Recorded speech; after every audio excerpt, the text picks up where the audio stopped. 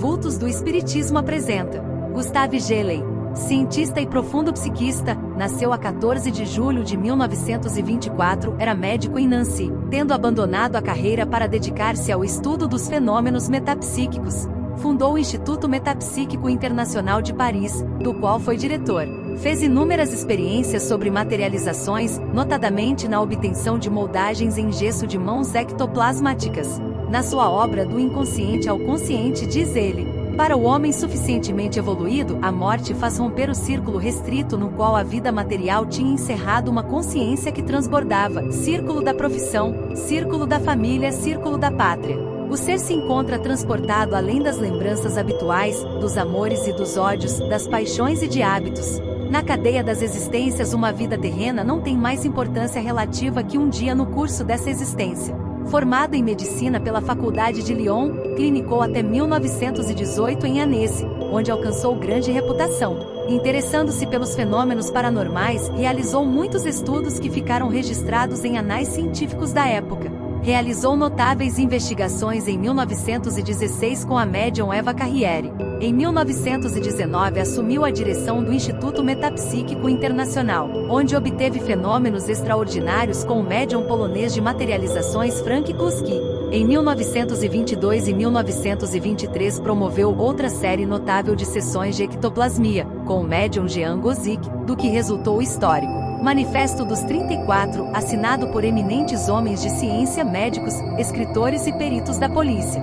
De 1921 a 1923 realizou, quer em Varsóvia, quer em Paris, experiências com o médium polonês Stefan Osowiecki. Publicou várias obras, destacando-se: Ensaio 1897, O Ser Subconsciente 1899, Monismo Idealista e Palingenesia 1912, A Chamada Fisiologia Supranormal e os Fenômenos de Ideopalastia 1918, Do Inconsciente ao Consciente 1919, A Ectoplasmia e a Clarividência 1924. Nesta última obra, o autor anuncia um volume complementar intitulado Gênese e Significado dos Fenômenos Metapsíquicos, que não chegou a ser publicado em virtude do acidente em que faleceu aos 49 anos. O seu primeiro trabalho, em ordem cronológica, é um resumo da doutrina espírita, que ele organizou para seu próprio uso, ou, como disse, para fixar suas próprias ideias a respeito do espiritismo. Tão bom ficou que alguns amigos convenceram-no a publicá-lo sob a forma de um ensaio. A boa ordenação das ideias ele adquirira anteriormente quando foi atraído pelo positivismo de Augusto Comte, que exerceu profunda influência na sua formação intelectual. No livro O Ser Subconsciente, cujo título não é outra coisa senão o perispírito, o Dr. Gelley talvez desejasse emprestar uma terminologia mais neutra, que pudesse interessar o homem de ciência de seu tempo. A substância que compõe o ser subconsciente é homogênea, inacessível aos sentidos normais, imponderável, capaz de atravessar obstáculos materiais, suscetível de ser projetada parcialmente bem longe da pessoa. Por outro lado, é visível aos sensitivos em estado de hipnose. O ser subconsciente exteriorizável, diz ele, é o produto sintético de uma série de consciências sucessivas que se fundem nele e que pouco a pouco o constituem. E assim, com essa terminologia, o livro faz uma síntese explicativa dos fenômenos obscuros da psicologia normal e anormal. Na obra Do Inconsciente ao Consciente, o autor desenvolve com profundidade o problema da evolução, analisando, através de um estudo crítico, as teorias clássicas da evolução através dos pensamentos de Darwin, de Lamarck e de Bergson.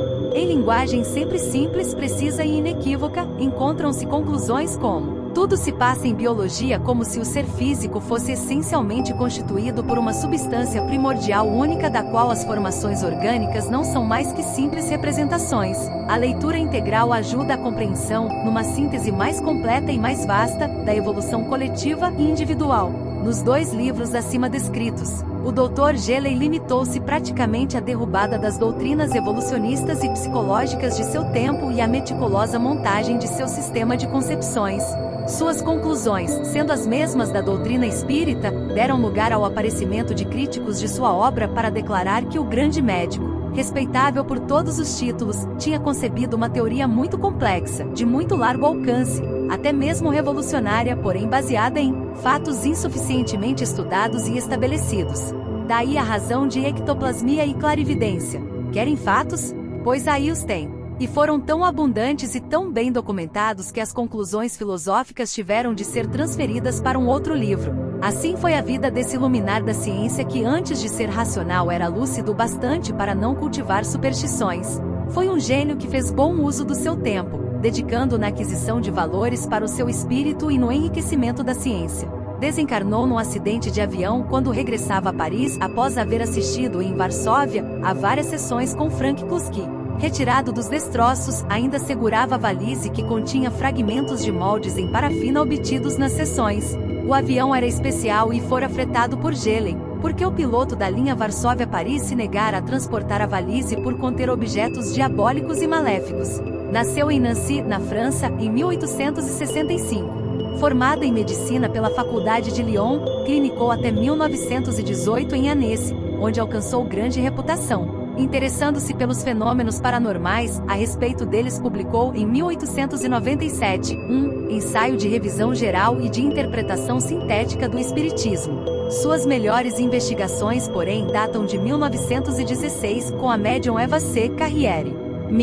Bisson colaborou também nesses trabalhos. Em 1919 assumiu a direção do Instituto Metapsíquico Internacional, onde obteve fenômenos extraordinários com o médium polonês de materializações Frank Kluski. Em 1922 e 1923 promoveu outra série notável de sessões de ectoplasmia, com o médium Jean Gozik, do que resultou o histórico Manifesto dos 34, assinado por eminentes homens de ciência, médicos, escritores e peritos da polícia.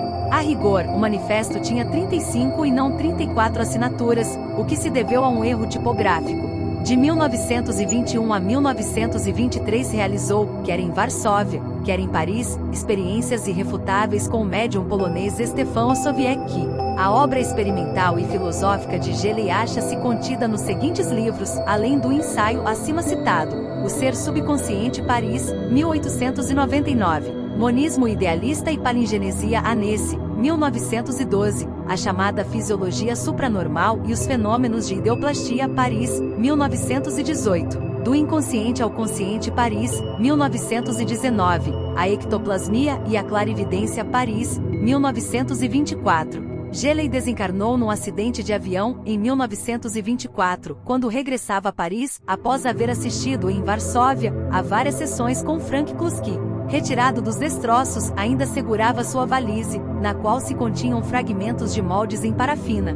O avião era especial e fora fretado por Gelley, porque o piloto da linha Varsóvia-Paris se negara a transportar a valise por conter objetos diabólicos e maléficos.